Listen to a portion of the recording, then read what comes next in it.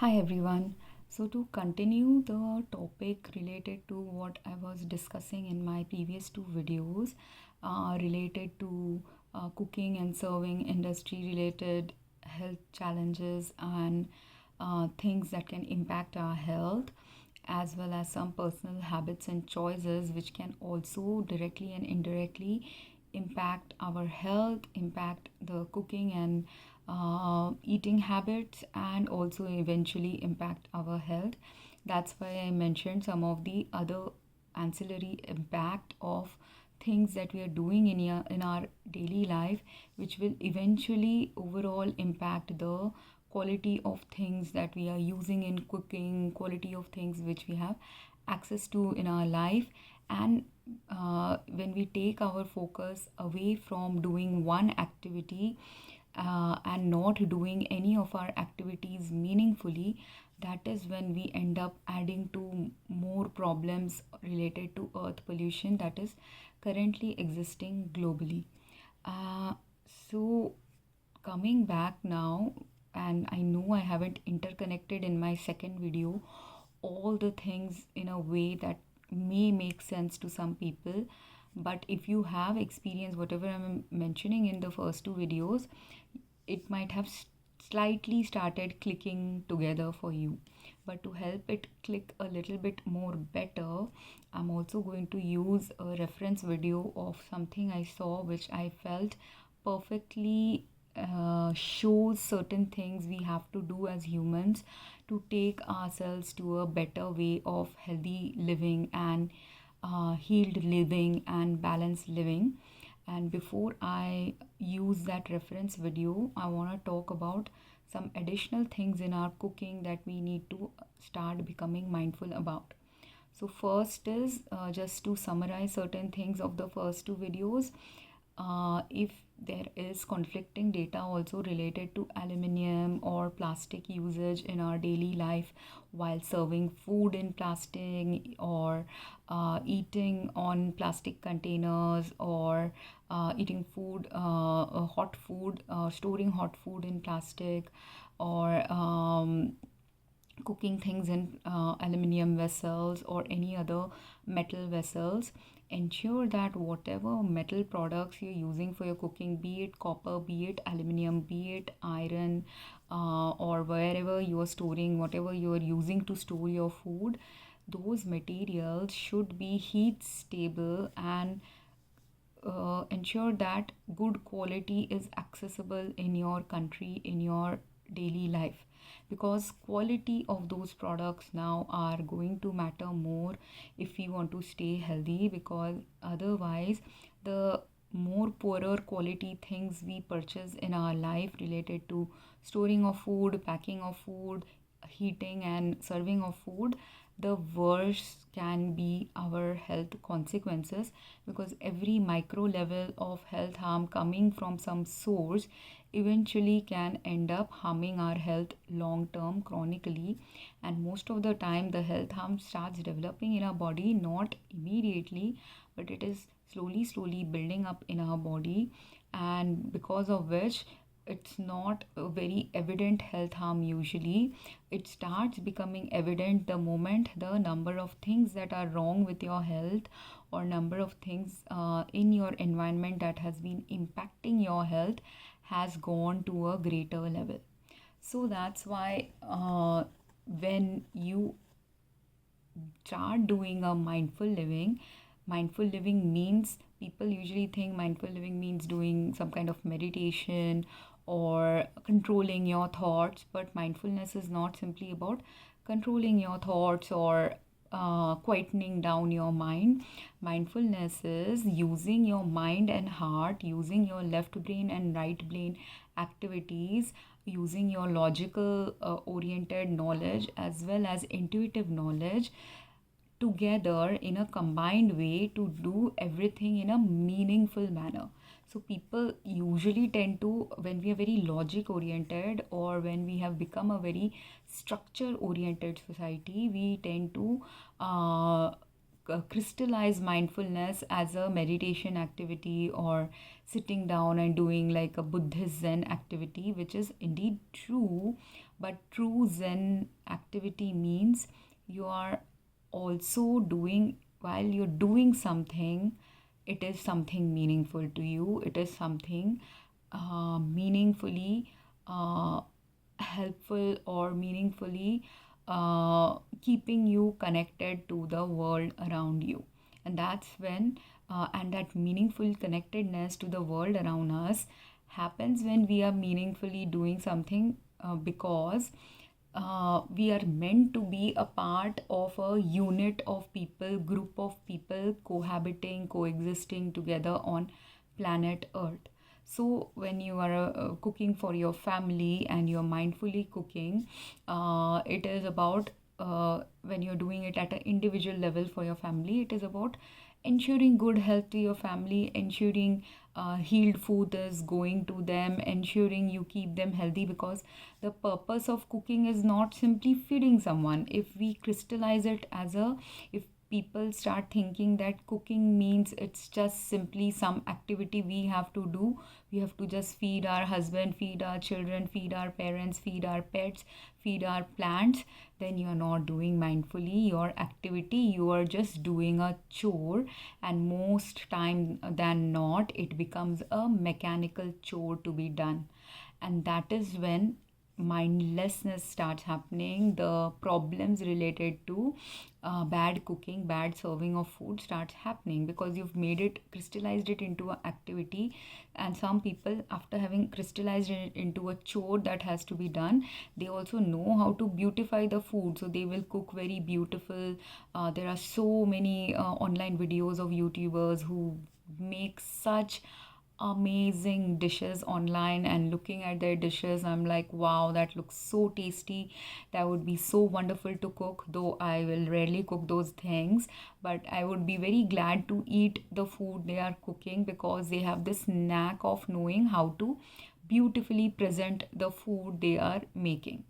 But again, that is again not mindfulness cooking. That is one improvement of mindfulness in cooking. So the first that improvement mean you are also caring enough in your cooking skills to ensure that your food looks beautiful, the food is presented artistically. That is one element of mindfulness related to cooking. But is it again just the only element?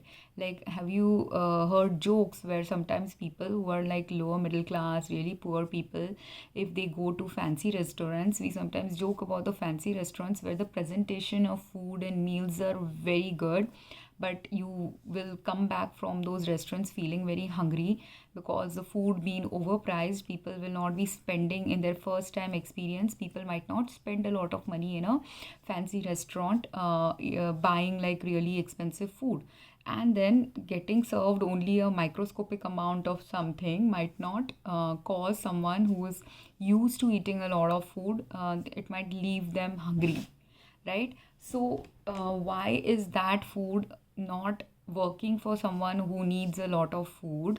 Could be multiple reasons, and I might delve into that aspect maybe a little later, because it's taking me a little off topic. But just presentation, the first thing that I wanted to, the reason why I gave that example is because, which is one element of cooking, that cooking has to be right for the person you are cooking for. Cooking has to meaningfully serve the person you are cooking for. And just simply making something look beautiful doesn't necessarily mean you are providing them quality food. I could make, and sometimes in food delivery in India, a lot of us do food delivery things in city life because people are busy. I am not a busy person, but I was still using a lot of online restaurant based food in my diet in recent years when I was very sick. So I had no choice but to depend on someone else to cook for me. So from there I learned this experience that even if a restaurant has 5-star rating or is serving like say really good gourmet food, if that and the food looks also presentation wise excellent, like food that you would get in cafes of US or Europe, even then that cafe style food, the beautifully presented food, the artistically served food, if not packaged in a right manner, if not you sent in a health safe packaging, or if the base ingredients are not health safe, how much beautiful the packaging looks, how much beautiful the food is being presented. If let's say the package is a box that has some fungus in it, I will get the fungus contamination from the box, because the person who was packing the food was not mindfully packing it, has not realized, because of various conditions of their life, that that packaging is contaminated. So that could be one problem. The person who's procuring the food, again, if you are the food procurer for a restaurant, if you're not mindfully procuring the food and you are getting it from whichever cheaper source you can find, or whatever food you have in your kitchen, when it is spoiling, you're not throwing it away. Even if you give me a very beautifully packaged, and in India, not just beautiful packaging is there via some cafe like foods, Italian restaurants, sandwiches, all these are very beautifully packaged and gourmet style packaged and served. Croissants and all kinds of Western dishes are available online in cities like Mumbai. But there are also Indian foods that they serve, and in Indian foods, sometimes the procurer is not mindful of the quality of food they are getting, so they will serve you dishes whose whose ingredients are, the cook might know how really well how to cook it, but they don't know how to ensure that the quality of the material used in their cooking is good quality. They don't have the mindfulness about that, which comes when it comes to us, when slowly we are evolving in our journey as a cook. If in the first few years we take that cooking is just a thing we have to do because we need a job, if someone is doing a restaurant industry work or cooking related work, or if someone is a housewife or two spouses are sharing their chores of cooking, at that time, if you make it like a obligation, or you are just doing it as a chore, the element of mindfulness gets lost in the first level itself. So we have to first ensure that cooking is not a chore for us. It is a habit or pursuit that is attuned to your personality. Now, there's nothing wrong if you find cooking as a chore. Some people do find cooking as a chore, and there is a reason for it, because it is possible that their life functions is going to be such that they don't necessarily have to cook for their partners or parents or children. Their job is not to cook. Their job is, possibly if they are rich enough to hire a good cook, their job is to ensure that the person they are giving employment to is both that they are being mindful towards the person who is working for them, and that person is mindful towards serving in the right way. That is where the mindfulness will come. The mindfulness will not come in you cooking directly. So though people expect that women should be the ones who should always be cooking in the kitchen, it is not necessary for women to always cook in the kitchen, or if they are all capable of hiring the right people to cook in the kitchen, capable of understanding who is doing a mindfulness based cooking, that is more important. Because in order to keep a family healthy, in order to keep our general life healthy at multiple levels, be it at a home level, be it at a outside level where you are cooking and serving food in a cafeteria of a school, or cafeteria of a university, cafeteria of a workplace, be it you are working in the hospitality industries, food serving places, be it you are someone's personal cook, any place where you're doing the cooking, the mindfulness means doing it with right dedication and evolving in understanding what is the role now given the current status of earthly life. So if I cook based on something that was relevant 100 years back, I will be in a very in a mindset that is not aligned with cooking right now. If my in-laws expect a modern housewife to cook at the same level as what a housewife was cooking 50 years back, they are having an unrealistic expectation, because in the modern life there are many other elements of evolved living you have to focus on. So if you focus more on things that are not relevant anymore from the past, you will get stuck and you will have problems. And if you don't understand, if while pulling also things from the past that are really beneficial, like yes, drinking water in a copper vessel is healthy for us, but you can't overdo it. You shouldn't be drinking water every day, or while drinking water from a copper vessel also, you have to ensure that the water stored in it is absolutely pure water. If it was absolutely pure water, no other chemicals in the water, no other chemical pollutants in the environment interacting also with the copper, at that time copper is the best thing to be used. But if our environmental air conditions, water conditions are not right, if the cleansing agents used for cleaning the copper vessel is not aligned with cleaning the vessel, then the harm starts happening. So that is where in the cleaning activity now, serving activity now, the mindfulness is happening. And also while drinking now, when you're eating food, consuming food, even if I'm not a cook, even if I don't clean my vessels and I'm using some a servant or a maid comes and cooks the someone cooks and someone cleans the vessels, then also where does my mindfulness should arise? My mindfulness should arise in while consuming the food or drink. If it is tasting off, I have to realize that this is tasting off, and my mindfulness is in ensuring that once it is tasting off, if I am the breadwinner of the family, if I am not the breadwinner but I am the wife of the breadwinner of the family, or I am the daughter-in-law of the people in the family who are giving the money for hiring a cook, hiring the maid, what is my job? My job as a person who is not productively working and getting paid for a productive work doesn't mean that I'm still not being productive. My productivity, my mindfulness, my doing job as a wife or a daughter or a dependent on someone and while living in their home means that if the food is not right, if the water is not right, if the vessel in which the food is served is unhealthy, if the poor quality or is leading to something that is leading to health harm, being a person who is sitting at home and not continuously working outside the home, my focus becomes inward driven, home life driven. And when my focus is inward driven and home life driven, at that time the mindfulness happens. Even if I'm not the cook, not the maid,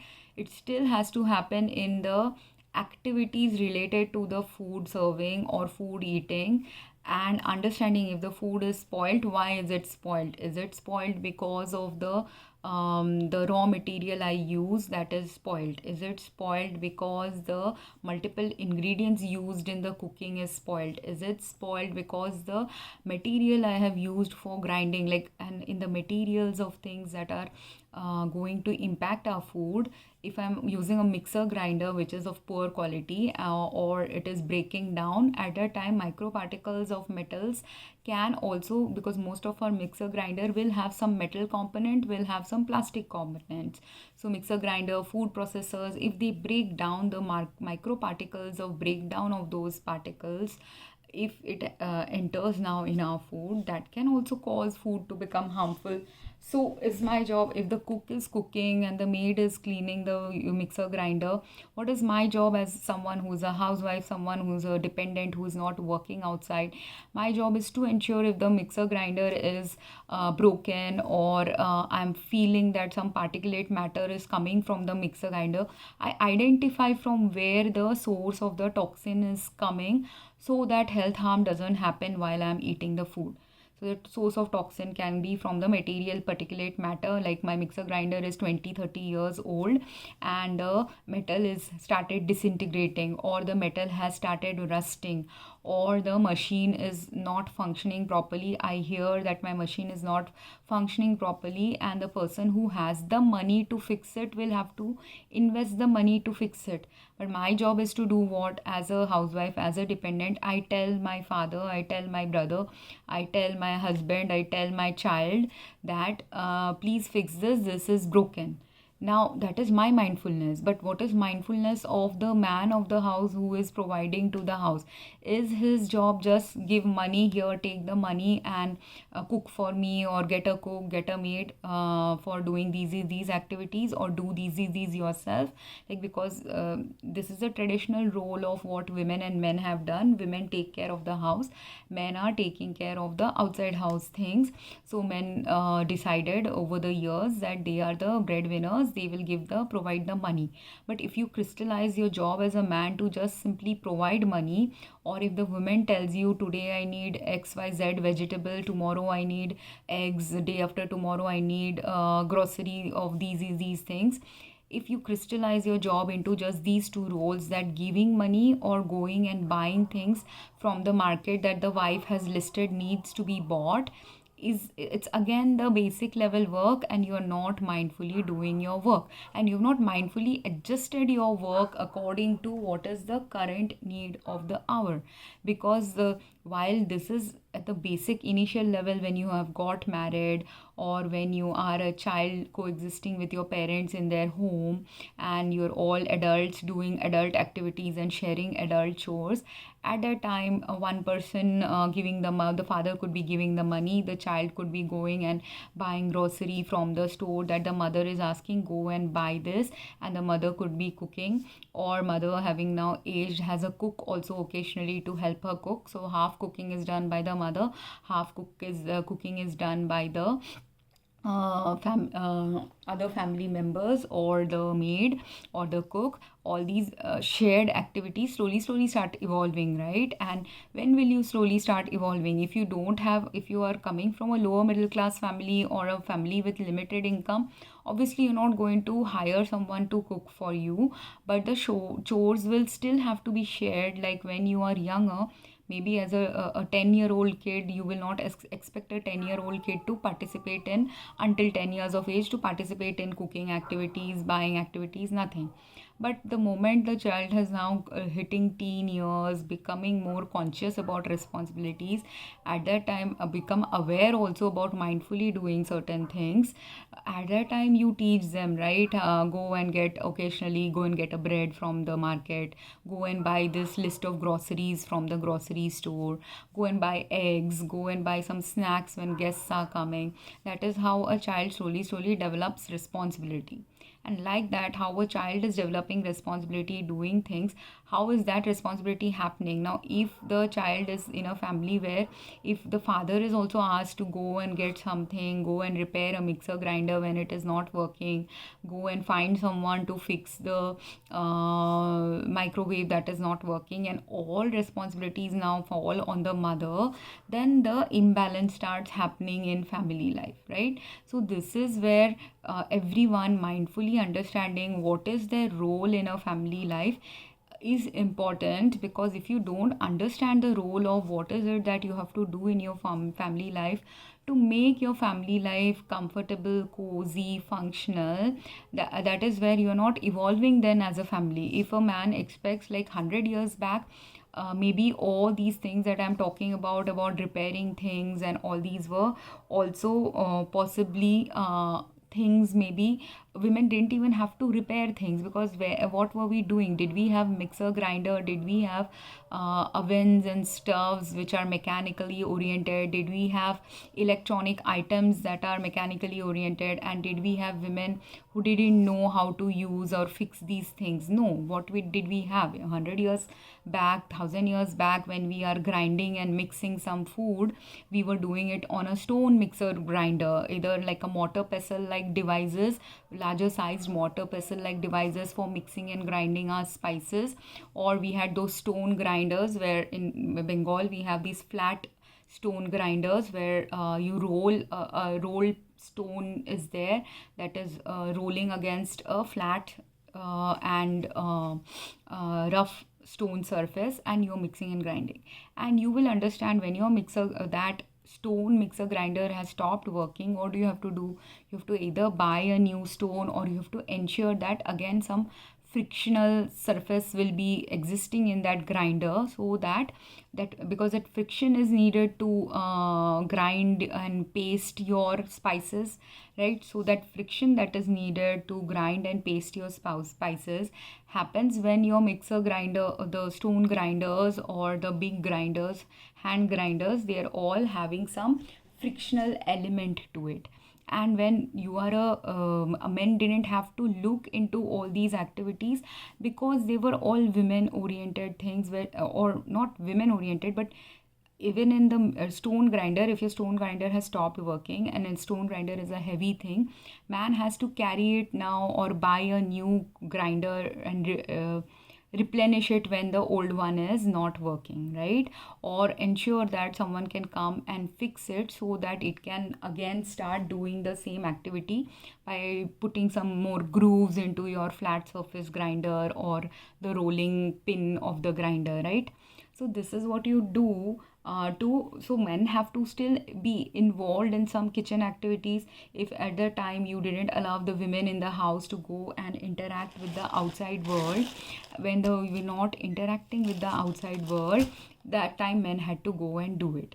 But there is other reasons why men have to take some share of all the outside work. When you want to ensure that women take a major share of all the inside work, is because women's job is to observe what is wrong. Women's job is to observe and say this is wrong, this needs to be fixed now, while the man's job as a provider, as a doer, as a person who has, by in civilizations nature, the hunter-gatherer role were mostly done by men. So when men are the more major hunter-gatherer, means they have traveled outside the home more, and because men have traveled outside the home more, they are more able to face the outside elements better, meaning their health is more efficiently supported. Like if there is a tall robust man in the family and a thin wiry woman in the family, or thin short woman in the family, the thin short woman, if she goes out in a polluted environment of any place, or in an unknown environment of any place, she will be sensitive to both the energies of that place as well as sensitive to the pollution in that environment. So that's why men doing outside home things is a balanced thing. When this kind of body structure is there, when that kind of appropriate division of labor is there in someone's home life. But at that time, if men start now becoming lazy, I do not want to do outside homework, don't ask me to do this, I am tired, I can't do it, and it is possible that the man is not simply lazy, he is slowly falling sick from something outside, and at that time the women have to go outside. But that is when that is how our society is now shifting. That's why women are more capable of doing outside home work than inside home work. So women are shifting, men are also shifting, and slowly this traditional gender role, that's why, is not always working. There is other families where women do tend to like going and buying things from the market. If their mixer grinder is not working, they'll go and buy a new one, or they will take it somewhere to get it fixed. But can they go and do that role in a very conservative culture or society where women are not allowed to go outside to do this work? They can't do it. So if I get stuck married in a family where if I know how to fix the machines that I have used in the past, or know where to go and get it fixed, and I was doing that as a single person, that if my mixer grinder is not working, if my microwave is not working, and I know where to go and get it fixed, I go and give it to, and I have a good physical health status to carry it also by myself to go and get it fixed. If all these things are in my capacity to do, then and I am getting married to someone, now the gender role has to switch. Meaning, if I am doing the carrying activity, if I am doing the fixing activity and going and finding the scouring for who is a good repairing person related activity, then the person who is in the home will be who, if I am doing the outside home work, the person who has to be in home has to be the spouse. So then the spouse who I am married to has to do the inside home activity of the baking activity, cooking activity, telling activity of when something needs to be fixed, doing the mindfulness activity also, as to understanding that if they are baking something in a oven and the oven is leaking gas, or if they are baking something in a microwave and the microwave is leaching plastic, become aware that the microwave is leaching plastic, because that is how I learned. And I am learning obviously a little bit more than a average woman, because I have got the time and space to think and reflect on all these things. If I was an average busy housewife, average busy married to someone, or living with multiple roommates, this mindfulness level that I have developed into understanding what are the roles that I can do, I cannot do, where is that I can see with food, what is the problem that is cropping up, because I've done both the scientific work, studies related to health and healthcare, as well as because I am also a certain type of personality, as well as because I got years of life where I can sit at home and observe actually where the food related problem is stemming from, when cooking is happening, by when I'm doing the cooking, when things I'm using is impacting the cooking, when someone else is cooking for me, when I'm buying food from outside in a restaurant, or going to a restaurant to eat food. That is how you slowly develop the mindfulness and evolution of your role given the life circumstances you have. And this is where many people don't know how to adapt their life given the life circumstances they have, and they get so mechanically used to something that if they have a microwave, even if the microwave has become leaking something, not functioning well, its radioactivity level might have increased, it is showing via the noise that something is wrong in it, people don't want to fix it. And that is where now the problem arises, that if you live with roommates and you can see that the machine is not working well, you can see it is not working well, but maybe your job, if your job is to observe something is not working well, and someone else's job is to go and get it fixed. Like, let's say there are 4 people living in a house, and one person is a heavy weight person, he can carry a microwave very easily. A person who's lightweight is not going to be able to carry that microwave very easily. So should the lightweight person, having observed that the microwave is needing fixing, should they go and carry and do that work? But or if there are other roommates, one who is heavyweight, should they be carrying that and taking it to the repairer? And then there could be the third one who's very efficient in knowing where all the good repair work does. Is that person's job to tell the person who's carrying the microwave, or who's going to put it in the car and then has the capacity to drive long distances, they now go and drop it off at the place where it needs to be fixed. But the person who knows where it can be fixed, they have to also give the information. And afterwards, when it is time to now go and pick it up, let's say there are 2 people who are in good physical health status, the other person who's also in good physical health status can go and pick it up from the place where it needs fixing. And in the meanwhile, when there is no microwave in the home, all of them have to know now how to function without a microwave, or at least a few of them have to know how to function without a microwave and do their normal chores without a microwave. So this is how you build effectiveness and efficiency in your life in a simple home life with roommates. And what I'm talking about roommates is also true of what is a family meant to do. If there is a father, mother, daughter, son, and if the mother says I need this, because mother is concentrating more on inside home activities, it is the job of father, mother, son, father, daughter, son to go and bring the outside family things that is needed by the mother. But again, just is your job just if the mother says I need fish, you go and get whatever fish you get in the market? Or if you are the father who is purchasing fish being the most expensive item, you are taking the responsibility of buying the most expensive item. But if you just randomly buy the cheapest fish or whatever fish you get in the market, and you're not, while if you were in a low budget at that time, whatever you have access to you have to buy. But if you're not a low budget family where your income level has gone up. Earlier maybe you were a lower income person, but in your office you have got some development now and growth now, and your salary is now twice or three times more than what you used to have in the initial few years of your marriage.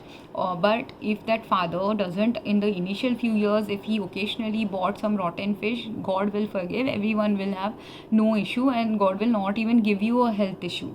But the moment the father has good income after 5-6 years of working somewhere, if he still continues to buy rotten products, firstly one thing will start happening, that continuously eating that rotten food will also, rotten low quality food will start impacting your health. And secondly, you are not evolving according to your socioeconomic status.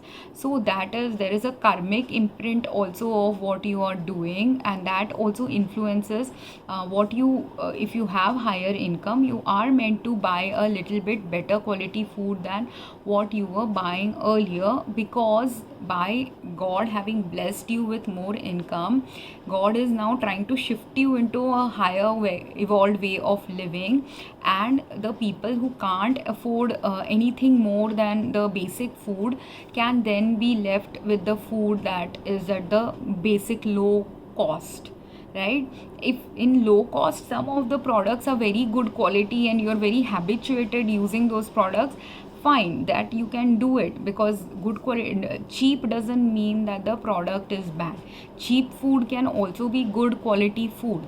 But even cheap good quality food, cheap bad quality food, both you have to leave more for the poor person, because otherwise if the poor person doesn't eat some good quality food, will they be able to be productive and help us? Like, if you want also your maid to do good work, if you want your servants to do good work, you have to leave the cheaper foods for them to buy, because otherwise if I go and buy all the good quality cheaper foods, cheaper clothes and everything, they don't have any good quality to buy, and then they will get sicker and sicker.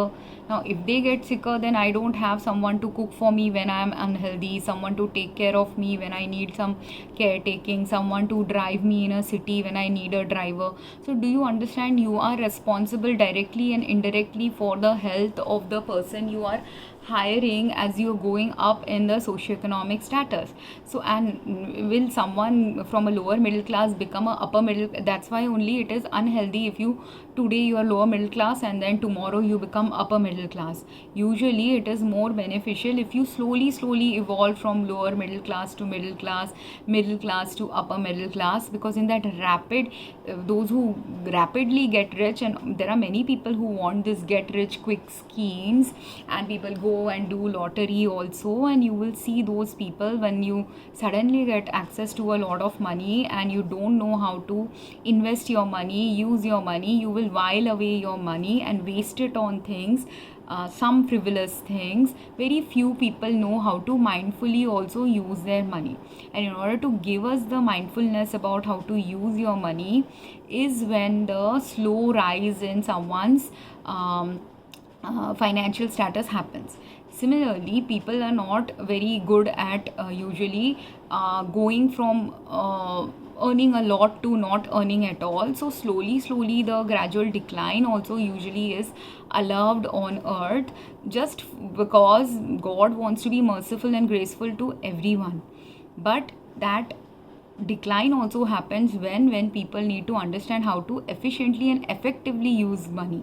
Because just because you were earlier a lakpati and now you're a crorepati doesn't mean that by tens or hundreds or thousands your income level has increased, but you didn't appropriately mindfully increase the purchases. And here also people now, when they go from lakpati to crorepati, they will earlier they had a small car, now they want a big car, or they want a big house, or they want a something big, something fancy, something expensive. But is it just big, fancy, expensive, something that looks flashy, something like that looks elegant and all these things people are focusing on. But again, in the elegance, in the fanciness, in the product that you're purchasing, again, if quality is missing, all you're adding to when you're buying more and more is you are buying more and more of health unsupportive factors in your life. And that is why also when people start understanding this more deeply, they understand that money doesn't really buy you happiness, money doesn't really buy you health. Everything in life that actually buys you happiness, health, gives you happiness and health is meaningful connection, meaningful connectedness, quality of work, everyone who works with you, who lives with you, who does with you. When that quality is present, mindfulness is present. And mindfulness, you can also look at it as thoughtfulness. You should be thoughtful towards your roommates, towards your family. So is it a thoughtful act if a mother or a roommate says that this microwave needs to be fixed? You know you have more physical ability to carry the microwave, but you still expect your mother, or you know that your mother, you can see that your mother is not physically able to carry things anymore, she has aged.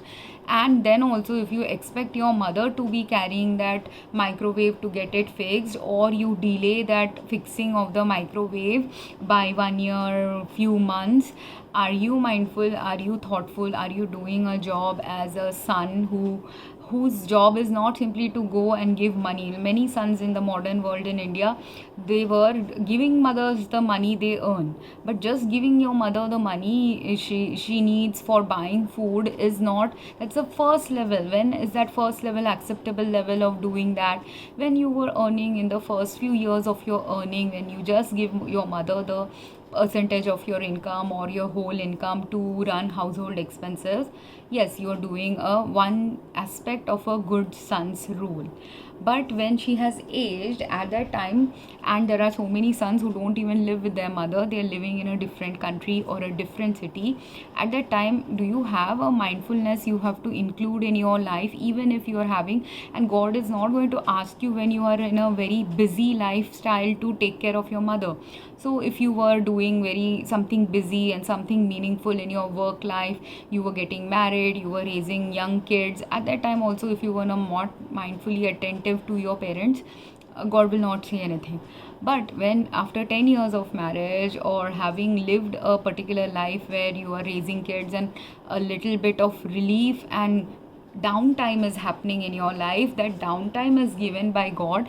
Downtime meaning you've been in a company for a few years, so you're not competing too much in that company. Downtime meaning your kids are now in their teenage years, so you're not focusing your attention so much on your kids. Downtime being if you are not married, or if you're married without kids, you and your spouse have figured out a good structured way how to lead a balanced life together. At that time, you are meant to focus on the needs of your parents, needs of other people in your society, because that is what builds the next level of evolution of your family life, of your social life. And this is where most of us are again not mindfully living. And when we are not mindfully living, at that time, even if someone asks us that I need help fixing this, you are not ready to fix it for them, even though you have the downtime to fix it, even though you might have the physical strength to go and help them in some way, even though you are the privileged kind who has more energy, more money, more resources to go and provide some help to someone. And that someone could be your parent who is living with you, that someone could be your parent who has occasionally come to live with you, it could be someone you have gone to live with. Like if you as a initially, let's say, like, because I have had this experience, I'm giving an experience like this. Like when I was busy working in US, my universe didn't expect me to observe too meaningfully what is going on with my family's health, right? But and I didn't get the opportunity to observe. I was busy observing whom? I was busy observing strangers in the workplace, people I do not know, their health status I was observing, and that's where my mindfulness related to health was occurring. But the moment I came back to India, and when occasionally I was visiting, I was observing what good health they had, what bad conditions of health they are having. And but I was just observing, I was not speaking anything about it, because it was at the time just coming for 1 month. You can't introduce change in anyone's life if they are not ready to change or evolve into a better way of living. But now that I have come back and I'm staying with them for a few years continuously, that is the time, as a person who's the feminine energy, who's the feminine, who is meant to observe what is going wrong, what needs to become more health supportive. If after having observed that yes, this microwave has plastic in it and it needs to be changed, or if the I didn't observe in my dad's home, the microwave was good quality, or it didn't seem to have any leakages of plastic related leaching problems, because it was a microwave built a few years, decades back. So it was really a good quality microwave. But the problem arose not in the microwave, but the microwavable bowls that we get in India, the dishes that we get in India for grilling something in the microwave. Those dishes sometimes are of poor quality plastic, and even though they are designed for microwave use, actually leaching of plastic is happening from those materials. And sometimes all these companies in India, knowing that their product is really not meeting up to standards, they will throw it away as a freebie with the microwave.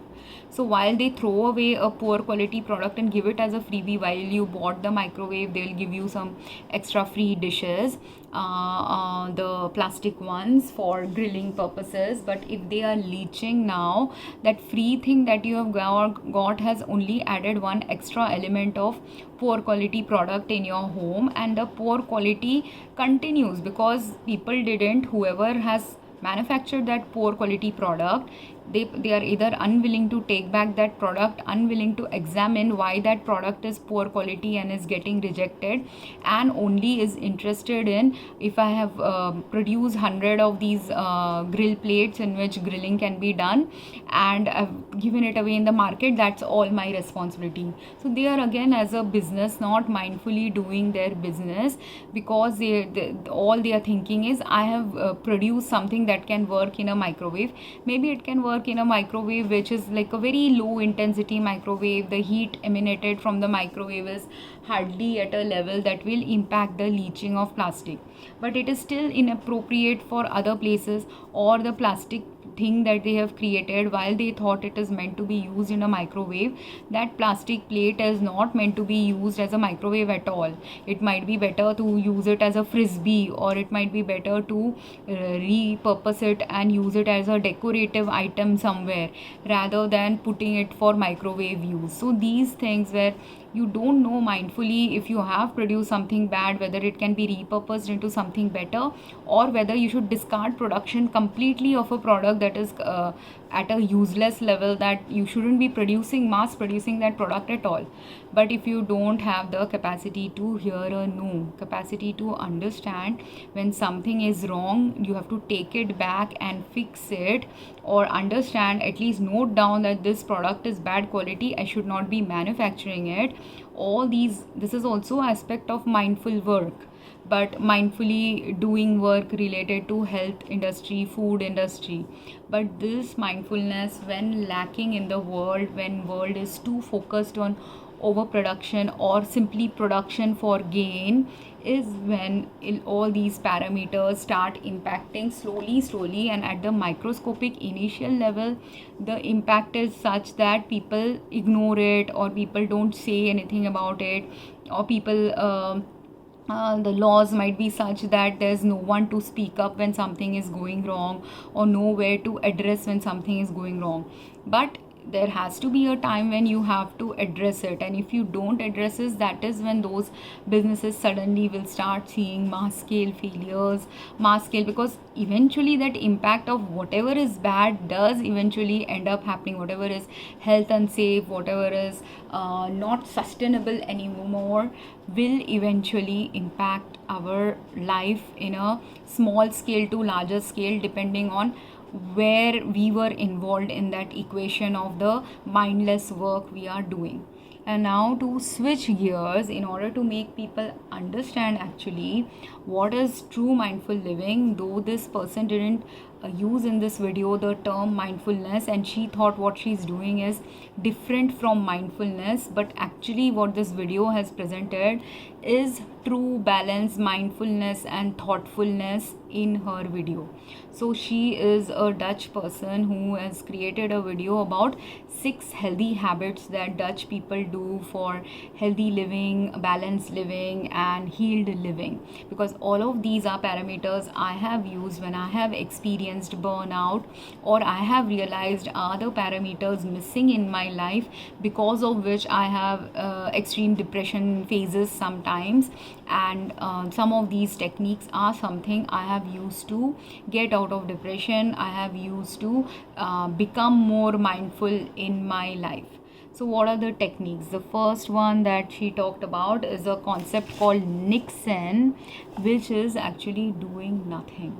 So when you are burnt out, why do you get burnt out? You get burnt out when you are doing all the chores all the time, everything for yourself, and you are not having anyone in your workplace, in your social life, in your personal life, or not very many people are there in your workplace, social life, personal life, with whom you are able to relax, with whom or you are completely all the time in a productive zone. So just constantly studying or constantly working, so you do not give yourself the time to relax. And which happened every time I have faced a burnout, there have been phases in my life where I was overworking myself to a capacity larger or more than what my body's energy or health status was capable of actually giving. But I was simply giving more because I was working in companies where no one else was ready to give more, or I was working in a company and with family where no one was willing to give the appropriate balance in the thing we were doing. So one burnout, which was my recent burnout in India, when I quit working, I mentioned it in my previous video. In my company, people were not ready to understand their roles, and because people were not able to understand their appropriate roles, or understand that when they are doing wrong, if someone tells them that this is not the right way to do things, they were not willing to admit that they are going in the wrong track. So which was causing a energy drain, because I'm pouring and pouring into something which is cracked, and when it is cracked, the thing that needs to be done is it needs to be fixed, but people are not ready to fix. The ones who are responsible for the crack are not ready to fix. The one like me who can see where the crack is happening is not getting the right voice or right choice to fix it. And if I want to teach someone to fix it, they are not ready to learn how to fix it. So that was the problem with the work area, where cracks were developing. People are not ready to admit cracks are developing, or wrong initiatives are being done, and resources are being poured into a venture which will lead to obvious failure, because it is completely misaligned with what their goals are in doing the work they are doing. They were not doing mindful work, thoughtful work, balanced work, aligned work. So multiple levels of work problems were there. So I was getting drained out there. And then in the personal life level, Nixon is what? Spending cozy time. So in India, some Indians consider cozy time is what? Spending time with family. They also have in this Dutch video the other concept of gezellig. I don't know if I'm saying it in the right way, but gezellig in their language means spending cozy time with family or friends, and relaxing time with family and friends. So most of us globally want to do this relaxing time with our family by taking vacation with our family, going somewhere. Okay, if our family lives far away, everyone together can jointly go and do some travel activities. But in that travel activity also, what happened was my family was not ready to balance out, like how in the kitchen I was saying that if a mother observes something needs fixing, ask the son to go and fix it, or ask the husband to give the money to fix it. If husband doesn't give the money, if son doesn't go and get it fixed, or if she asks the daughter, can you call the repairman to come and fix it, and she's not ready to do that, everyone is failing in their roles to cooperatively work with her and take off the load of things that she's already got certain things on her plate. So if everyone does their mindfulness related work of being existing in a family, that load gets distributed adequately by everyone, because everyone else is only being asked to do a 5-minute labor or half an hour labor, while if that thing doesn't get fixed, the mother's labor will increase possibly by 1 hour 2 hour daily. So are you adding to your mother's plate by not fixing a simple thing that is easily fixable, right? And this is where the energy drain will now start happening to the mother, and she will also get burnout. She will also start experiencing health issues. And here that gizzling is not there, the gizzling of cozily bringing comfort to, because while she's talking about, I will actually talk about all the elements in that video that she talked about, because they're all related to our good functional health with each other. Because first is Nixon, then is learning new languages, third is gizelling, fourth is she said efficiency, but actually when she expanded the video topic, it is about efficiency and effectiveness, because efficiency, effectiveness and being direct with each other, which is also an important part of humans existing with each other. Like if I have a need, my eyeglasses needs to be fixed, my health needs to be taken care of, I tell you I am having a health problem and I need this thing to help me with my health problem, that our water in our home is not pure and I need someone to fix that problem related to our machine is not filtering the water appropriately. So I tell it to the family. If the family is capable of fixing it in the right way, let's say someone is an electronic genius in my family, if I tell you that this needs to be fixed and it's an electrical problem, they have the capacity to fix it. If it is not an electrical problem or some more complex problems, they have to just call someone to fix it. And I know it needs to be fixed and I want to call someone, but they are denying, no, you can't call, it is you are just talking rubbish, you are just talking nonsense. And at that time, if I'm also having physical health issues, will I sit and fight with them that this needs to be fixed? No, I am having health issues, I can't spend energy arguing with you that this needs to be fixed. I don't even have the energy to pick up the phone and call or find out who to call or when to call, when to organize. Because after I call also, if people in my home are in denial that this needs to be fixed, and if I end up calling someone, they will now sit and argue with it, and again another energy drain. So do you see, effectiveness and efficiency is lost when people around you are not cooperative with you. So gizalig is a term that they have used for cozily sitting and spending time with family, but this cozy family time that gizalig is talking about is in which family? The family which functions effectively and cooperatively with each other, the work group that functions effectively and efficiently with each other. And when you tell a colleague, like you are the technical person, the colleague is the HR person, someone else is some other field person, all of you are doing, the HR is doing the HR role, the person who is technical person is doing the technical role, operations person is doing the operation role. And when the operation person says something that HR has to fix or technical person has to fix, they respect that yes, this needs to be fixed, and they work on it. That is how you develop effectiveness and efficiency and true cozy time, because that coziness happens. Why? Because they are respecting you for your knowledge, and after having respecting you for your knowledge and your position and your understanding of a problem, when the operations work is not simply about how many operational units my company produces. Operations work is also to ensure the efficiency and effectiveness of everyone's role also in a particular company. But that effectiveness and efficiency, when lost, when that camaraderie is lost or it's not present at all, and when operations is saying X needs to be fixed, if the person who is the repair person has to go and work on that X problem, decides that I do not believe the operations person, can you have a gezellig atmosphere with that person? Will true efficiency and effectiveness in your work environment happen? If you are with a person who is not acknowledging what you know has some value, what you saying needs to be fixed, has to be fixed to effectively and mindfully and thoughtfully take your company to the next level of its work experience, right? Similarly, in a family life also, when will gezellig work? When will Nixon work? When will I be able to have a cozy time? If I am a single person, I can have cozy time anytime, and which is what I have done. As a single person, when I'm living by myself, I have had many hours of Nixon time, right? But when the moment I'm staying with family, the moment I got married or I was dating someone, most men do not give women their Nixon time in modern world, because of which, be it in your family life, be it in your social life, if a woman starts taking 1 hour of Nixon time in the weekend, she is guiltily thought and assumed to be or presumed to be as a lazy person.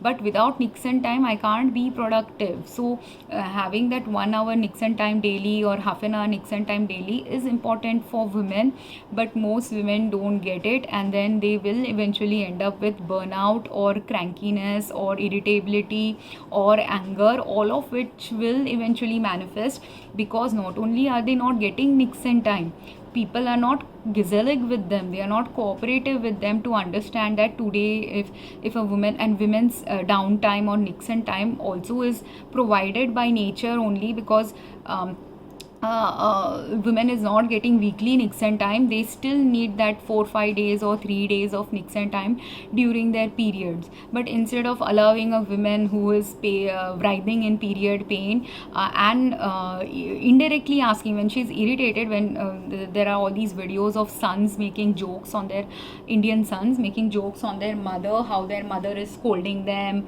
or asking them to do 10 activities. Why is she asking you to do 10 activities during period days or busy days of the year? Because she needs her Nixon and cozy time, she needs some effectiveness and efficient workflow in her homes. So there are mothers who will be stressed out during festival times because there are 10 things to be bought. Now yes, maybe all 10 things don't need to be bought. The husband can slowly, in order to truly build coziness, you understand that even if we are expected to buy 10 gifts and give it to 10 different friends this year, let's not do that. If you're getting tired or if we are having a money crunch, let's not do that. Or for whatever reason we can't do that, let's not do that. That is also part of Nixon, gezellig, effectiveness in communication, efficiency in what you are wanting to do. If you have all these criteria present in your life, husband is able to balance the wife when she's getting anxious, or children plus husband are able to balance the mother when she's getting anxious, that all these things have to be done. Realize that you don't have to compete with your neighbor, you don't have to compete with your family.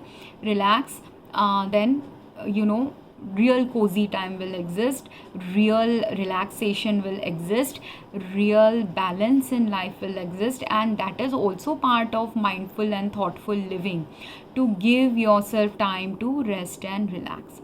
So instead of making fun of your mother, instead of making fun of your wife or rolling your eyes over the wife, if you understand why they are panicking, why they are anxious during festival, and you alleviate some of their panic and anxiety, then you will give them Nixon time. And maybe for the mother, because she has seen her mother decorate beautiful rangoli, so she wants the Nixon time to sit and just decorate rangoli, just be and enjoy enjoy the festival at a very relaxing level, where she's just sitting and making some rangoli, or she wants to eat some beautiful sweets that she used to eat in this childhood, or beautiful snacks that she wants to eat during that she has eaten during childhood, she wants to also prepare for her family. But when she is busy doing it, if she needs ingredients, like she wants to make samosa, some ingredients are missing, she's asking the son, go and get it for me, and he doesn't go. Is he providing her the nicks and time to do it? And instead he's busy wanting to play his video games. He's busy in his nicks and time, but he's not providing that nicks and time to his mother. Is he being a effective and true gezellig supporting, Nixon time supporting family member for anyone else? Is Nixon time simply for you, or true coziness and true interconnectedness, true happiness with our family will build when everyone is able to have the relaxing thing that they need? So if for the mom, the relaxing will happen after she cooks a batch of cookies, or after she cooks a batch of samosas, or makes 5 different sweets, or is able to get the peace to sit and clean her kitchen, or clean her angan and make a rangoli, if that is her Nixon time. But you don't give her, there are some kids, the mother wants to sit and make rangoli for half an hour or 1 hour, but instead of giving the mother the 1 hour, from where will she get that 1 hour to sit and make the rangoli? For her to get that 1 hour to go and sit and make the rangoli, she needs at least the son or husband or someone to go and buy the rangoli for her, or give her 1 hour plus another additional hour to go and do her Diwali shopping. But if she doesn't get that 1 plus another 1 hour to go and do the Diwali shopping, she will never get that Nixon time that she needs of wanting and sitting and doing some calming artwork. Because doing rangoli is also calming artwork, is also a cozy work, a cozy time that brings back memories of lighter days in her life. So doing that is a very cozy time for her. Doing that will be a cozy time when she has a husband who understands this, this will calm down her energy. So let me go and bring her the rangoli materials, the flowers she needs, the diya she needs. But instead, if he doesn't bring the flower she needs, she needs 1 kg flour, and you go and only get her half kg flour, and don't even explain why you couldn't get 1 kg. If you deliberately, and there are people who are very spendthrift, who don't want to spend money, seeing that during Diwali time the flowers are 10 times more expensive, they don't want to spend money. They want only to spend only 100 rupees, but the flowers were costing 500 rupees. They only bought 100 rupees worth of flour, even though they have the capacity to buy 500 rupees flour. They didn't buy it. So will the wife now, instead of getting Nixon time, did you give her Nixon time, thinking and seeing a video like mine and going and wanting to give her what she has asked, but you've only bought 1/3 or half of what she has asked? You are again adding to her stress now, because you have now been inconsiderate towards her, and you, instead of increasing her efficiency, instead of effectively providing her a calming experience, now you added to the stress of your wife. So do you understand, when wives and mothers get stressed out during festival time, is the man of the house or children of the house plus men also responsible for not giving her that Nixon time or cozy time? And throughout the year, if that person is a housewife, or even if they are not a housewife, they are a working woman plus housewife, throughout the year they are taking care of their family. And if the son says cook me this dish, they are cooking it mindfully. If the son, some families have mothers where the people don't even have to tell the mother, cook this for me. Mother automatically knows, my son likes this dish, my daughter likes this dish, so my husband likes this dish. Without them asking only, they cook that dish for their family effortlessly during festival time, or during their birthdays, or during some celebration event. So this effortlessly, effectively, what they are doing automatically without you even asking, or whenever you ask, they bring it to you or try to give it to you. If you do not do that, then you're not providing the adequate Nixon time, gezellig to your family life. And a son, when you are a teenage son, while when you are younger, no one is expecting you to bring this Nixon time or Gazelic into the life of your family when you are a 10-year-old 14-year-old child, unless and they are only asking you to go and spend like 10 minutes. You are playing a video game for 3 hours, and your mom is just asking, or watching TV for 2-3 hours in a day during Diwali holidays, and your mom is just asking, go to the neighboring shop for 15. You have to only spend half an hour energy or 10 minutes energy to go. And in India, everything is very accessible just near your homes, so all you have to do is go for 10-15 minutes or maximum half an hour to go and make that short purchase for your mother.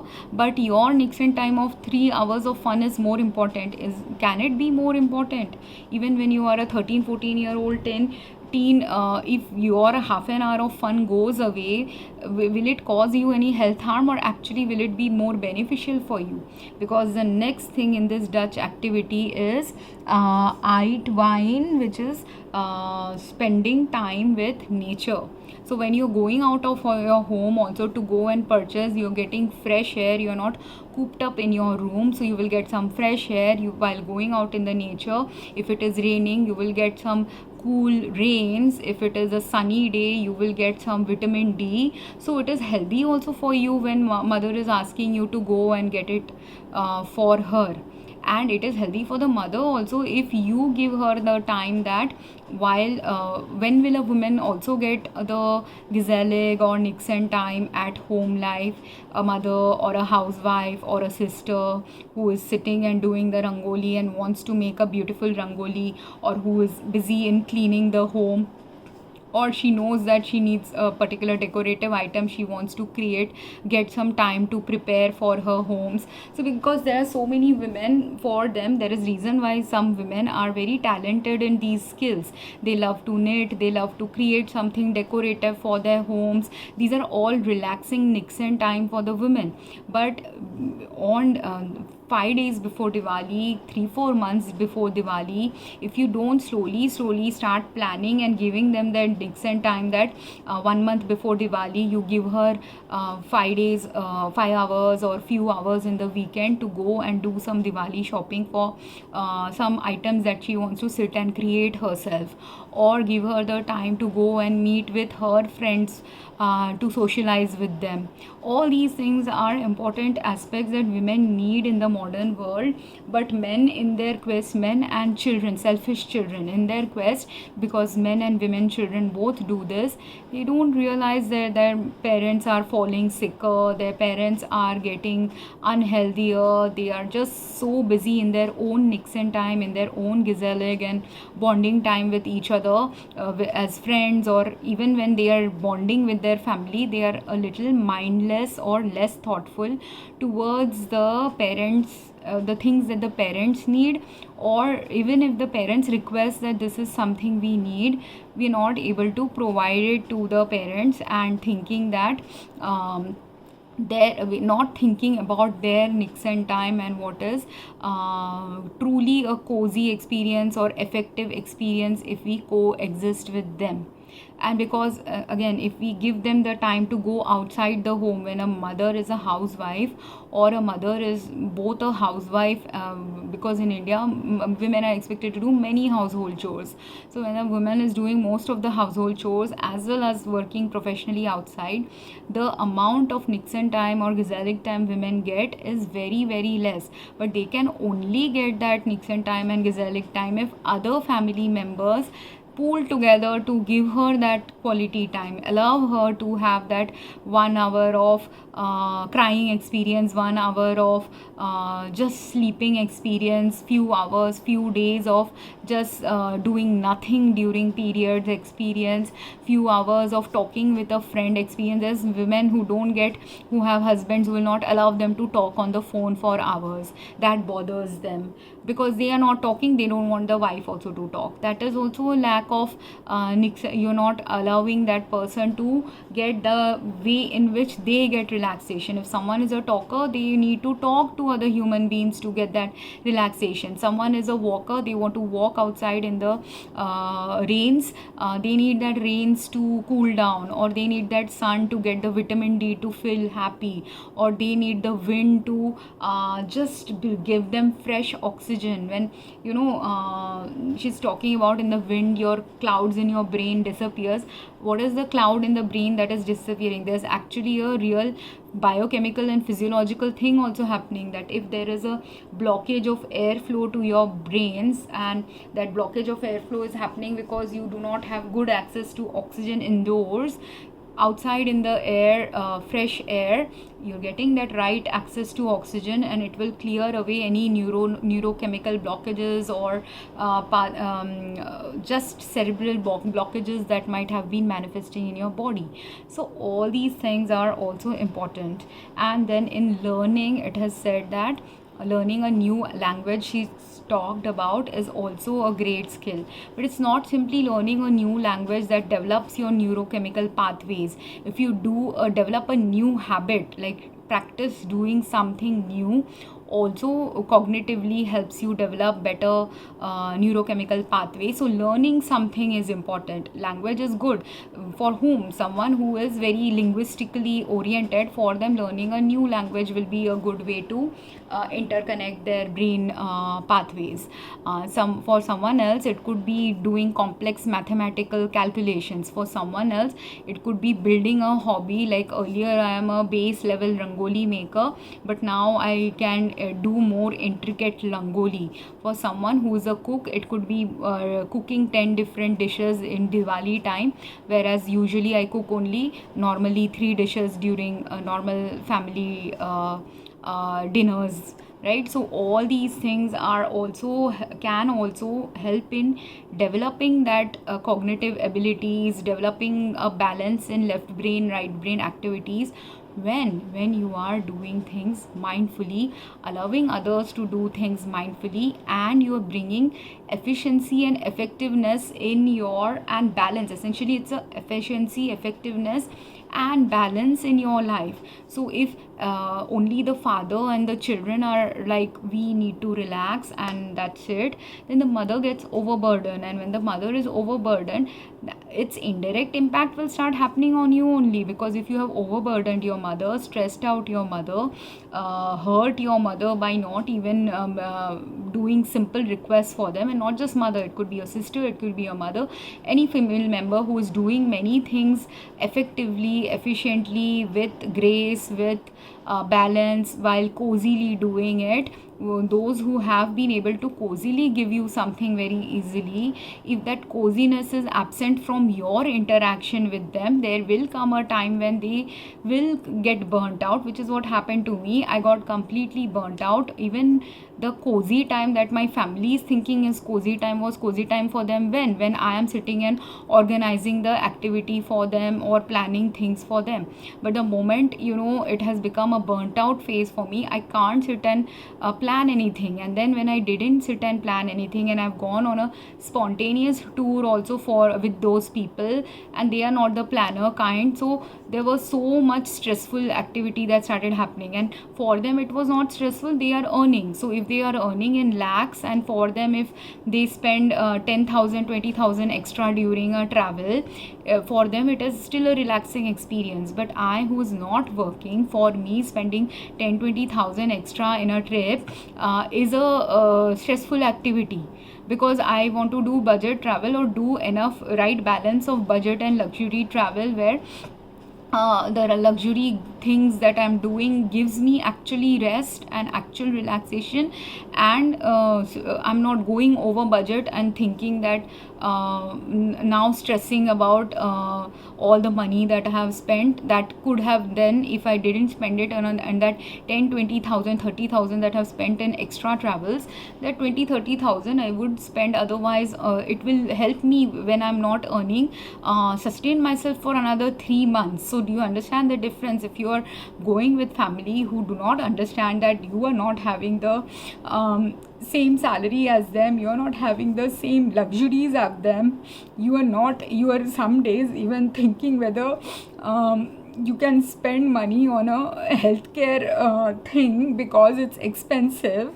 at that time, can I spend lakhs and lakhs of money traveling with people who are not understanding that I do not have lakhs to spend while traveling? You can have lakhs to spend while traveling, you can do the non-budget traveling, but the other person can't. So are you giving relaxing time? You may think you are having a relaxing time because you are getting everything that is convenient for you, needed for you, appropriate for your social economic status.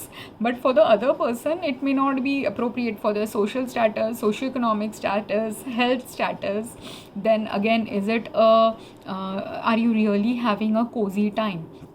So in this video where she talks about the cozy time that Dutch people put in their daily practices, all of these are cozy when if you are going on dinner with your friends and you are the poorest member in that group or less socioeconomically stable person in the group, but if your friends expect you to spend the most money or equal money, are they truly providing you a cozy time? Then it doesn't become a cozy. Or if they want to go to a real expensive restaurant just because they are used to going to a expensive restaurant, are they really bringing cozy time in the life of someone who can't afford going to a expensive restaurant? Does that make sense?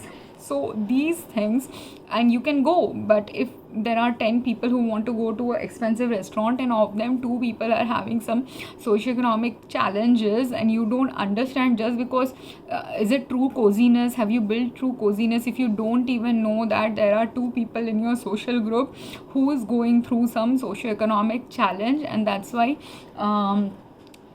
going to that expensive restaurant itself could be a major problem for them. Or if they have even come to that restaurant, if you split the bill in such a way that the person who can't afford to pay for it, you are burdening that person, and for you it is nothing because you are privileged and enough to spend a lot of money, but that person may not be privileged enough to spend a lot of money, and for them it is a strain. So did you actually bring cozy time in the life of that person? Yes, maybe you did, but you did it in the very superficial level that they needed company, they needed friends, so you're including them in your activities. That is the part coziness they get. But will they have entire coziness in that experience if you don't understand that? Or will they truly be relaxed in that experience if you don't realize that they are having financial distress, they are having health distress? Like you could even go to a fancy restaurant and still end up eating crappy food. So if someone is refusing to eat some food that is unhealthy for them simply because they are going through a health challenge, that could also be that would be a lack of cozy time now for that person when something health challenging is being consumed by many people, or they are not able to consume it, or they refuse to consume it, and other people think that it is very rude. So this thing also, when people are refusing something, I can't do this, or if I am coming I will not be able to do this, at a time people, if they hold these perceptions that this person is being rude or this person is being uncooperative, again you are not giving them the right cozy balance that they need to function only even as a poor person, or even as a socially weak person, or even as someone who is going through some health challenges, right? So you have to adjust, right? True coziness comes when you adjust according to the needs of everyone in the group. Then only real cozy friendship, real balanced friendship, real balanced family life exists with other people. And that is why, and this thing can happen when you don't think about your life only from your perspective, you start seeing life from the perspective of the other person in front of you. That is when you can, first you have to perceive what is going wrong in their life for them to behave abnormally, say no, say something in a way they are saying it. And secondly, after seeing it, observing it, try to gain the context. And this is the evolution of coziness that you develop with someone, effectiveness you develop with someone. And when we don't develop this effectiveness right way, we start having again holding again mistaken perceptions. Like in this video also, it's not a flaw necessarily, but it can become a flawed experience of effectiveness if she said that one day she got some hairstyle done that her friend didn't, or someone coworker or a friend or a family might have said they didn't like that style. Now you could have asked them, why didn't you like the style? If you take it as a personal affront that they are saying that, and it is a affront to your taste, understand that that person who's telling it may not be telling it from a taste perspective at all. They could not have liked it because, let's say, you colored your hair and intuitively they feel that coloring your hair might impact your health. That is why they could have said they didn't like it. They could have said they didn't like it because they can see that that hairstyle doesn't really match your personality or what perception they have about your personality. Now they didn't like it doesn't mean that you can't simply enjoy that experience. You can continue enjoying your experience. That this is a place where you have to realize two lessons. One, that if you truly enjoyed the hairstyle, haircut, hair coloring that you have done, or a combination that you have done, keep enjoying it. Someone else saying that this doesn't look good on you shouldn't stop you from enjoying that experience or the thrill of what you felt is making you look beautiful. That you should do. But secondly, if it is really very something awful on you, also realize that sometimes you can make mistakes, because there's nothing wrong in making a mistake. Out of 100 haircuts if I get done, there will be invariably 1 or 2 haircuts which will look awful. And have you looked at your own childhood pictures when we were younger, what hairstyle we had? At that time we used to think we had the best hairstyle possibly, but when we look at that hairstyle, sometimes we think no, we had a bad hairstyle. Or even not when younger, 10 years back, let's say I wanted to color my hair, so I got my hair colored, and while in the past 2-3 times when I've got my hair colored, my hair coloring experience was not a disaster. But there was a third time when I did get my hair colored, that hair color was absolutely wrong for me. It was looking awful on me, and I realized that it's looking awful. But if other people also realizing it say that it doesn't look good on you, is it good if someone confirms that it is not looking good on me and they are direct about it? Or so that I get double confirmation now, and next time I will not color my hair that way? Or would it be a better world if no one tells me you are looking awful and this is looking wrong on you?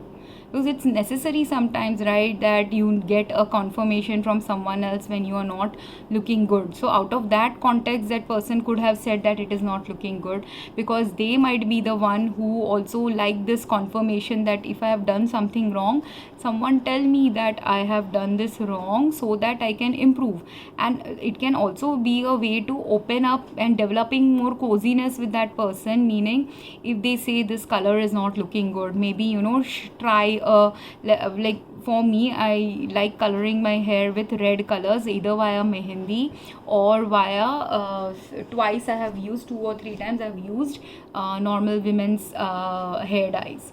So at that time I realized which hair dye shade looks good on me, which hair dye shade doesn't look good on me, which product might be good for my scalp or hair. All these things I have realized with the couple of times I have colored my hair. And now, having had that experience, if I have a friend who has also done the same mistake as me, and I can see it is also not impacting their hair in the right way, I can have a good conversation now as to why it's not looking good. It could be that the shade is not looking good, you need to change the shade. So will you build more Nixon if you accept the first fact that it is not looking good, or want to at least hear why it is not looking good? You will get more insights that maybe you need to change the shade a little bit. A little deeper shade or a little lighter shade might go well with your with your complexion or something, or the natural way your hair looks. With that, it will complement your natural hair. Maybe that is what is going wrong. Maybe it is not looking good because your hair texture has completely got ruined and you need more products now to maintain your hair quality. Maybe it is not good because it is just some product you have used who another person, if they are a healthcare oriented person like me, I am the kind of person who will tell you a compliment or a non-compliment based on the health impact of something you are doing as well.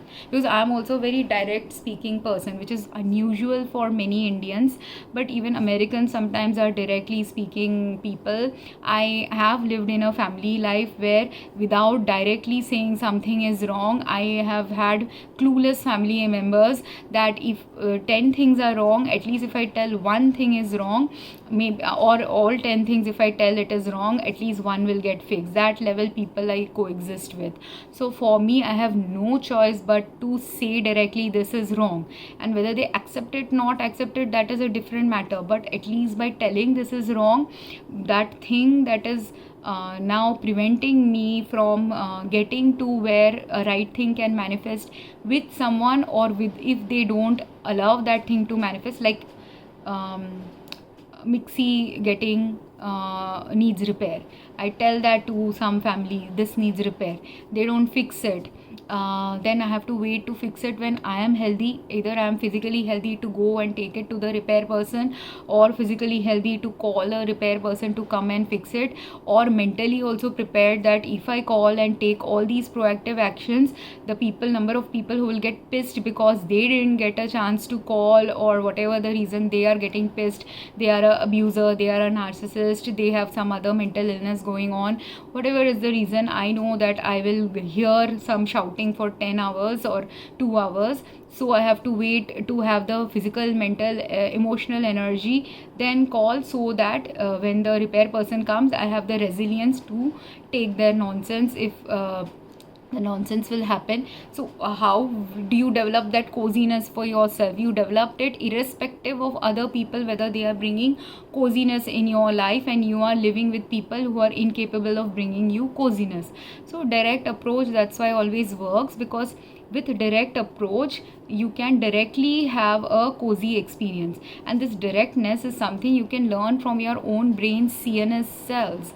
Like if I got pricked by a pin today, and that pin will now leave a hole in my body and I will start bleeding.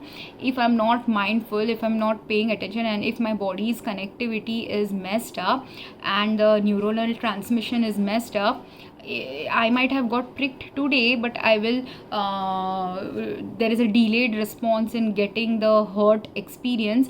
Then a few minutes later, maybe that delayed response is happening, then there is a delay in me giving some attention to that area, right? So I could be, there are people who you found those people, right? Online you might have heard stories of people who, when they get hurt, they do not feel any sensations in their body, but while it might seem like a very fun experience when you're doing wrestling or something, or playing a game, and you don't seemingly get hurt, but is there a internal damage that could be developing in your body? Just because outside you're not feeling the damage, does it mean actually no damage is occurring? It just means your sensation or connectivity in your body's direct communication is off.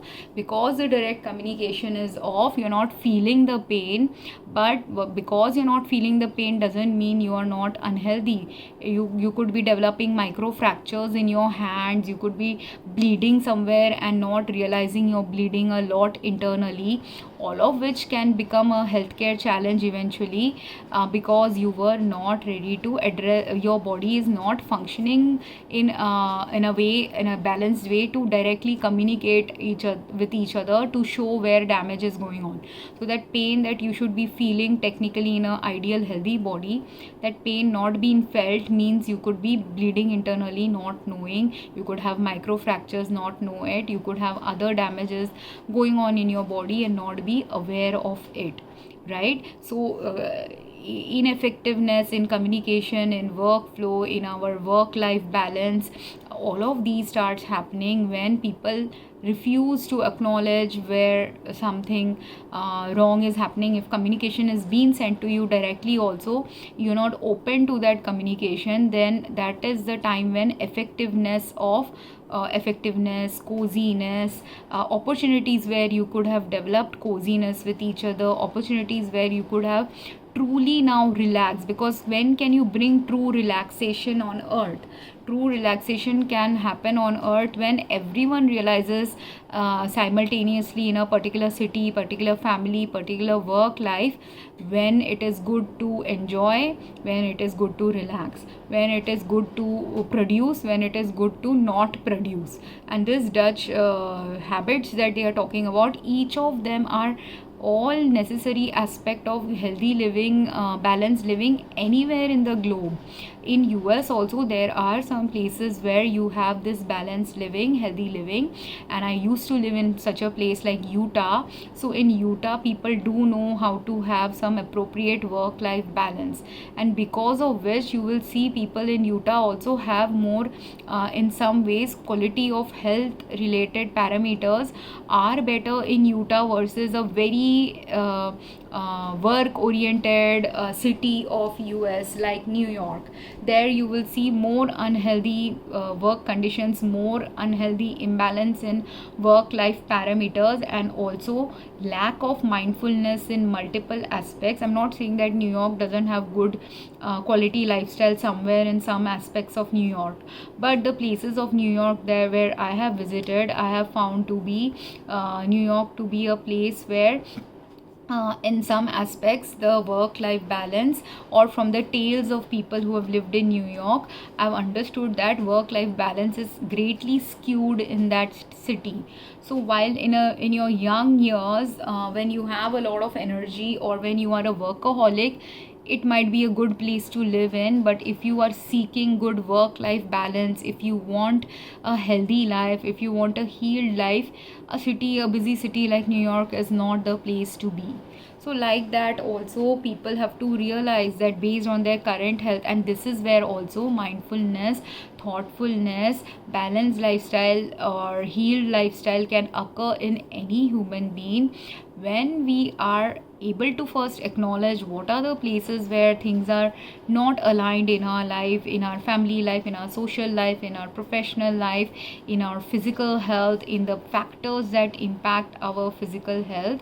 And the greater we realize it, greater we are able to move towards the stages and things that are needed to truly bring balance, comfort, health alignment, coziness. Because you should have coziness in your life. It is a must have for everyone to have balanced living, to have the cozy moments of life with or without someone else in their life. It is also necessary to have connection with nature. It is also necessary, and while having the connection with nature, it is necessary to get involved in understanding what keeps nature truly healthy. And our nature can't stay truly healthy, you will not get that clean air, clean water, beautiful sunlight if we are polluting our air, water, food, everything at multiple levels with overproduction, overuse of harmful things, misaligned with health things, misaligned with nature related things. So I hope this made sense and people understand why it is important to know how to get good clean things and good healthy living on earth.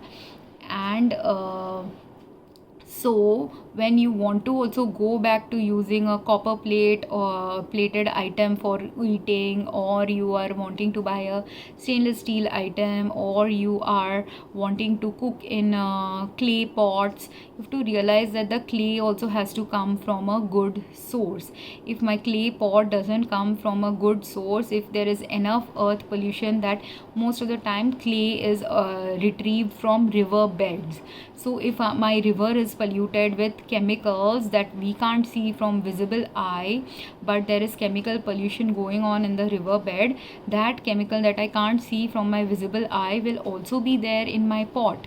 And then if I cook it, if there is some soap that was there, excess soap has been used by a market for a long whole country has been continuously using soap, I will have a soapy clay pot. And now in that soapy clay pot, if I cook now or store water, will I get that clean fresh water that I'm supposed to get if the clay material itself is not clean? So do we need to understand that why clay has to be clean now?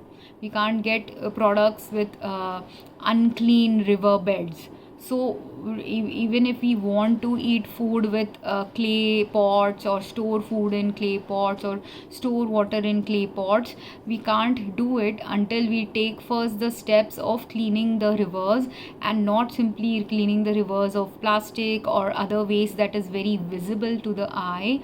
We have to also clear the river beds of all chemicals that we are using daily on earth, regularly on earth, which is misaligned with health. And in order to understand what is misaligned with health, those data which is already showing that these things are misaligned with health, if you keep denying that this is misaligned with health, will that stop your trajectory of health harm continuing if you live in denial? Those people who lived in denial that smoking was correlated to certain health problems, aluminium is correlated to certain health problems, plastic is correlated to certain health problems, chemical exposures are correlated with certain health problems. Your living in denial doesn't cause the health problem to stop occurring in your health or in someone in your family's health. But when does it actually stop? The time it actually stops is when you acknowledge what is true is indeed true, that data is indeed, you open your eyes to understanding that the data is true. Now the data could be conflicting simply because the population group where the health harm is occurring the most is a specific population group. So understand that for a particular population it is indeed absolutely true.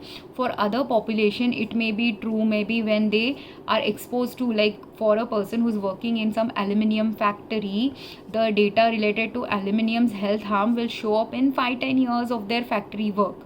Whereas for a person on whom aluminium health harm is happening from drinking some water boiled in an aluminium pot, or consuming food cooked in aluminium, that might get developed after maybe 20, 30, 40 years. So does the data, validity of data is true, but just that the development of a particular disease in one person will be sooner, whereas in another population group might take 10 years to develop. Same thing with plastic use, same thing with any health harming things use. But once we realize as a society all of these things are harmful, slowly you have to realize what is the balanced way of using it, what is the cleaner way of producing products like this, which will reduce and minimize the health harm or completely change the health harm if we shift to something that is a better quality, better health supportive thing. That is how you go towards a cleaner earth, healthier earth, healthier family life. And we are doing activities which are more clean, more aligned, more balanced with healthy living. Because when you're shifting also from usage of one product to the other, can another industry come up? It's just that you have to know how to shift from one industry to the other, one function to the other, and that shift is allowed. Those who are easily able to shift will quickly pivot into a different field. Those who are not that easily able to shift, they are given time, 10 years, 20 years to change their trajectory. But if you live in denial that you have to change your trajectory, then what else is left? Then the failure is the only thing left, or complete breakdown or shutdown is the only thing left if multiple people are not ready to change and shift to what is needed to support someone's health. And that is why also we got COVID on earth, because multiple people are not ready to wake up to what needs to change, what needs to align, and the fact that whatever has been practiced in the past, the good things that are being practiced, you have to follow now in the next phase of earthly existence, and everything that is completely misaligned now and can't be taken any further has to drop from our practice. So we can't actually keep having a earth where overproduction keeps going on, overproduction of crappy products keeps going on, overuse of products which we are simply buying out of consumerist habit is going on.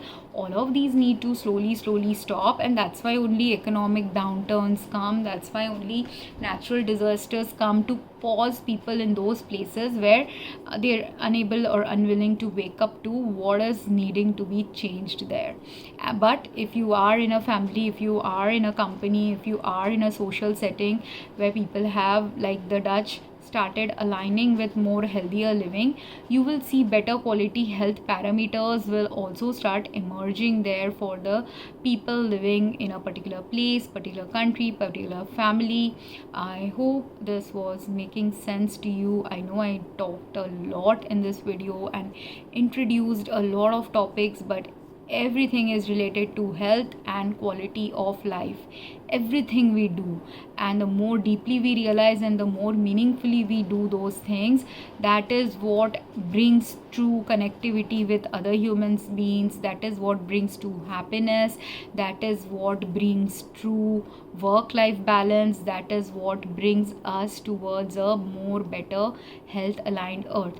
And you will see, I'm sure the Dutch have also observed this, when you take these moments of rest, build true coziness, build true friendship, it aids you in becoming actually more effective and more efficient as well. And that efficiency and effectiveness drives you towards a more balanced effectiveness and efficiency and cohesiveness of existence with others in work life or personal life or social life, or every element of living, where all this balance and realignment and effectiveness and cohesiveness is necessary. I hope this was educative. Anyone has questions, comments, wants to open some discussion on these topics, please feel free to put some comments here. Thank you very much. Have a great day.